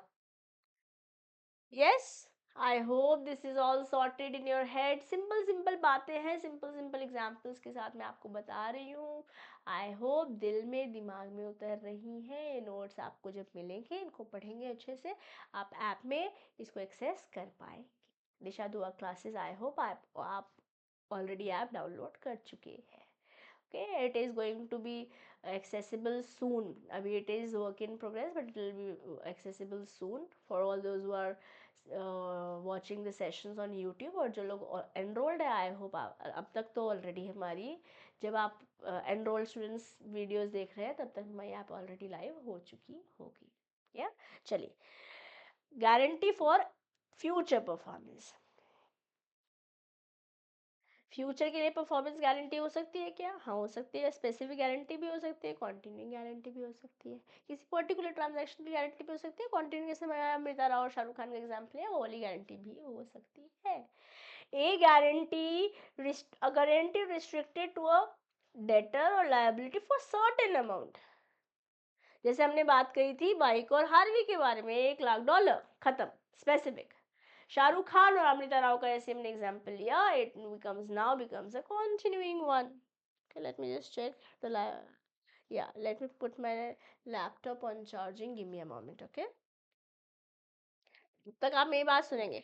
जब हमने माइक की गारंटी हार्वी ने ली थी, ठीक है, माई की गारंटी हार्वी ने ली थी किसी पर्टिकुलर अमाउंट के लिए, तो वो स्पेसिफिक गारंटी थी. बट यही गारंटी जब शाहरुख ने ले ली अमृता के लिए, ये कॉन्टिन्यूइंग वन हो गई थी. ठीक है, तो कॉन्टिन्यूइंग वन तब तक चलती रहेगी जब तक या तो वो अमाउंट या टर्म पूरा नहीं हो जाता है, जब तक सामने वाला बंदा खुद ही नहीं मना कर दे रहा है. अगर लेट्स से कॉन्टिन्यू कुछ नहीं मेंशन किया था, टाइम मेंशन नहीं किया था, अमाउंट मेंशन नहीं, तो जब तक चलती रहेगी जब तक आप रिवोक नहीं करोगे. Yes, a guarantee that extends to series of transaction over a time. The liability of guarantor continues until explicitly revoked or discharged. जैसे हमने बोला कि 100 सैक तक ही देंगे, ठीक है, 5 सैक तक ही देंगे, तो बस उतने तक ही है. ये अमाउंट हो सकता है, ठीक है, जब तक मैं जाके स्पेसिफिकली मना नहीं कर दे रही हूँ. तीनों ही केस में फिर खत्म हो जाती है लायबिलिटी. ठीक है, यहाँ पे एक केस लॉ हुआ था, Gopinathan v Nedungadi bank limited, Nedungadi bank limited. Okay, यहाँ पर फैक्ट्स क्या आए थे? continuing guarantee, the case dealt with continuing guarantee, a type of guarantee that applies to series of transaction. ये continuing guarantee रहती है. guarantor's liability, The guarantors had provided a guarantee for debt owned by the principal debtor to Nedugadi Bank. Nedugadi Bank basically creditor थे. Discharge of principal debtor's liability. The personal liability of principal debtor was discharged due to insolvency and another legal liability. तो liability अब किसकी हो गई? जिस बंदे ने पैसे देने थे वो तो कंगाल हो गया, bankrupt हो गया, है ना, insolvency चल रहा है उसके ऊपर, तो फिर तो गारंटर को पैसे देने पड़ेंगे ना, है ना. Does the liability of guarantor persist even when the principal debtor is discharged from personal liability? अगर continuing liability है, liability एक्टिव रहेगी जब तक सारे टर्म स्पेसिफाई नहीं हो जाते हैं, सेटिस्फाई नहीं हो जाते हैं. इसका मतलब अगर प्रिंसिपल डेटर डिस्चार्ज भी हो गया है, मे बी क्योंकि कोई लीगल प्रोटेक्शन मिल गया है, कोई इंसॉल्वेंसी है, कोई और भी कारण हो सकता है, पर जो गारंटर है उसकी लायबिलिटी खड़ी रहेगी जब तक कि कंटिन्यूइंग गारंटी है. The guarantors cannot escape the liability simply because creditor no longer has a personal remedy. भाई coextensive थी आपकी liability, ऐसे नहीं पलटा छुड़ा सकते. अरे वो तो दे नहीं सकता, वो नहीं दे सकता था इसलिए तो आपसे गारंटी ली थी. अगर फ्यूचर में डिफॉल्ट करता है तो इसमें क्रेडिटर की क्या नुकसान है, क्रेडिटर की क्या यहाँ पे गलती है. यस, इसको ऐसे भी समझ सकते हैं. ऐसे मान लेते हैं माइक ने, जो कि प्रिंसिपल डेटर थे, फ्रॉम सूट्स हमने एग्जांपल दिया था, default on a loan to bank and the bank discharges Mike's personal liability क्योंकि वो बैंकरप्ट हो गया. तो हार्वी जो गारंटर थे वो अभी भी इज रिक्वायर्ड टू पे the outstanding loan amount under the terms of continuing guarantee until the debt is fully repaid or the guarantee is revoked. या तो गारंटी रिवोक कर लो, हार्वी कर लो, भैया यहाँ तक की पे थी, इसका मेरी कोई जिम्मेदारी नहीं है, यहाँ तक तो चलो हमारा नुकसान हुआ हुआ, आगे का हम नहीं देख रहे. ठीक है. गोपीनाथन वर्सेस नेदुंगडी बैंक लिमिटेड में हुआ था. Yes, in this case, the court held that under a contingent guarantee, the liability of guarantors persists even if personal liability against principal debtor, in this case, the second respondent, is discharged. This judgment reaffirms that the guarantor's obligation remains active until the terms of continuing guarantee are fully satisfied. इसमें कुछ examples लिए हुए, आइए scenario 1 2 3 समझते हैं. चलिए. In consideration of B's discounting at A's request, bill of exchange for C guarantees to be the due payment of all such bills to the extent of 5,000. Continuing one दे दी 5,000 रुपए तक जितनी भी होगी. B discounts the bill for C to the extent of 2,000. क्या 5,000 के अंदर है? हाँ. After 3 months A ने रिवोक कर ली, तो जितने तक गारंटी थी उतने तक, मतलब बेसिकली 5,000 की थी बट 2,000 की हुई है, बट इसके बाद मना कर दिया गारंटर ने कि मेरी अब आगे की कोई बातचीत नहीं है, तो खत्म, लायबिलिटी 2,000 के ऊपर की नहीं होगी. In this case the revocation of discharge the revocation discharges A from any kind of liability subsequent. जितने हो चुकी अभी तक उतनी हो गई, उसके आगे की लायबिलिटी खत्म. However, A is still liable for to pay rupees 2,000. ठीक है, क्योंकि अगर उसमें डिफॉल्ट होता है तो उतने तक की तो लायबिलिटी आपने ऑलरेडी ले रखी थी ना. वैसे लायबिलिटी आपने ज़्यादा अमाउंट के लिए रखी थी बट आपने रिवोक कर ली थी. उसके बाद तो हम नहीं कुछ कर पाएंगे बट उससे पहले की लायबिलिटी आपको रहेगी. तो जब में ऐसा होता है ना, बैंक्स के केसेस में, अगर फ्यूचर में आप कभी किसी बैंक में भी काम करते हैं, बैंक्स के केसेस में अगर ऐसा होता है, इस केस में जनरली बैंक अब आगे लोन देना बंद कर देते हैं, है ना, आगे डिस्काउंट देना इस केस में बंद कर देंगे. ठीक है, या फिर कहेंगे नया बंदा ला के दो गारंटर, क्योंकि बैंक को भी तो अपनी बेसिकली कोलैटरल रख चाहिए ना, श्योरिटी या सिक्योरिटी चाहिए फ्यूचर में अपनी रिस्क को मिटिगेट करने के लिए. सिनेरियो 2 समझते हैं. जैसे ए ने गारंटी दिया to be up to ₹10,000 that C will pay all bills drawn by B upon C. तो B is principal debtor, C is the creditor and A is the surety. C ने accept कर लिया bill, but A later issues a notice of revocation. At maturity C dishonours the bill. Despite the revocation, A remains liable for his bill under the terms of guarantee. अगर ऐसा mention हुआ है तो पैसे आपके कहने पे दे चुके हैं ना, इसके आगे की नहीं होगा, बट जितने हम दे चुके हैं उतने के लिए तो आपको लेना पड़ेगा. ठीक है, उतने तो पैसे आपको देने पड़ेंगे. कंटिन्यूइंग वाले में रोक सकते हो, बट एक बार दे चुके हो तो भाई समझो ना, टेक्निकली समझो, ऐसे समझो आपके पैसे जा रहे हैं। हमेशा जब भी कहीं भी फंसो ना, अपने आप को वो बंदा बना लो जो इस समय अग्रीव्ड है। अपने आप को बेचारा सिचुएशन में लाओगे तो आप एकदम सही आंसर दोगे। हाँ, चलिए, revocation of continuing guarantee bye sureties है, तब श्योरिटी की डेथ हो गई है तो क्या करेंगे? The death of surety in absence of any contract to the contrary, अगर कुछ और लिखा हुआ है कॉन्ट्रैक्ट में तो ऑफ कोर्स वो फॉलो किया जाएगा, अदरवाइज जैसे ही डेथ हुई वैसे रिवोक हो जाएगी continuing guarantee, future transaction. But यहाँ तक के लिए जो एस्टेट है, जिस जो बंदा डिजीज है, जिसकी डेथ हो गई, उसकी उसकी एस्टेट से आप पैसे ले सकते हो यहाँ तक के लिए। Transaction completed before the surety's death remain unaffected and the surety's estate में still be liable for such obligation. तो लीगल रिप्रेजेंटेटिव से ले लेंगे अगर पैसे हैं तो, नहीं है तो क्या करोगे? ठीक है। डिस्चार्ज ऑफ श्योरिटी कब कब हो सकता है? तो सेक्शन 126 में हमने डेफिनेशन पढ़ी, क्या है बेसिकली कॉन्ट्रैक्ट ऑफ गारंटी। 127 में हमने क्या पढ़ा? 28 में लायबिलिटी पढ़ी, 29 में कॉन्टिन्यूइंग गारंटी पढ़ी, बट 127 में क्या पढ़ा था आपने? आ रहा है याद कि नहीं आ रहा है? मैम आ तो रहा है, फिर मुझे बताइए, कमेंट बॉक्स में बताइए क्या आया था 127 में। What was given in section 127 guys?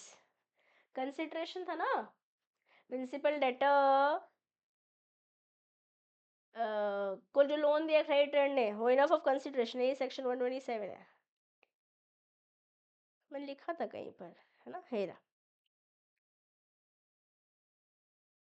Okay, तो 126, 127, 128, 129 ऑलरेडी पढ़ चुके हैं। 130 से discharge of liability of surety कैसे आती है उसके बारे में बातचीत हो रखी है। अपने सेक्शंस को हम कोशिश करेंगे अच्छे से होल्ड बनाने की, तो अपने पेपर पे जो पेज जिसमें अपने स्पेशल कॉन्ट्रैक्ट्स लिखने शुरू करें, सेक्शन 124 से 129 तक आप ऑलरेडी लिख चुके हो। 130 बात करता है बाय गिविंग नोटिस, नोटिस दे रहा हूँ भाई, या मैं ना इसके फर्दर कोई भी ट्रांजैक्शन आप करते हो तो उसके लिए मैं गारंटी नहीं ले रहा हूँ, बंदे की डेथ ही हो जा रही है। सेक्शन 131 है, कोई टर्म्स और कंडीशन में आपने चेंजेस कर दिए, जब मैंने बोला था कॉस्मेटिक नहीं देना, आप कॉस्मेटिक दे रहे हो, तो उसके बाद की सारी ट्रांजैक्शंस के लिए मैं लायबल नहीं हूँ, ऐसा सेक्शन 132 बोल रहा है। सॉरी, सेक्शन 33 बोल रहा है, 132 यहाँ है ही नहीं, 132 नहीं है, बाकी सारे हैं। ओके, बाय रिलीज और discharge of principal debtor, principal debtor ने अपने पैसे दे दिए तो क्या लायबिलिटी है मेरी? Okay, when creditor compounds with the principal debtor by giving time to or agrees not to sue principal debtor, जब जो बंदा जिसने लोन दिया था उसने समय दे दिया कि ठीक है 1 साल का समय दे रही हूँ, इतने पैसे दे रहे, इतने में तेरे को सू नहीं करूँगा, मतलब वहाँ पर भी डिस्चार्ज हो जा रहा है अगर ऐसा टर्म्स एंड कंडीशन में मेंशन हो रखा है तो। अदरवाइज हो सकता है फॉर बियर कर दे रहा है to sue the principal debtor but still the liability of surety exist. अगर टर्म्स एंड कंडीशन में ऐसे मेंशन कर दिया गया है कि अगर आपने समय दे दिया, ये फॉरगिव कर दिया, फॉर बियर कर दिया, सॉरी, ठीक है, अग्री कर दिया नॉट टू सू, उस केस में सेक्शन 135 में आप बचाए जा सकते हो। By acts, by creditors act और omission impairing surety's eventual remedy, ऐसे मान लेते हैं, इसे लास्ट वाले को ऐसे समझते हैं, जैसे मान लेते हैं ए जो है बी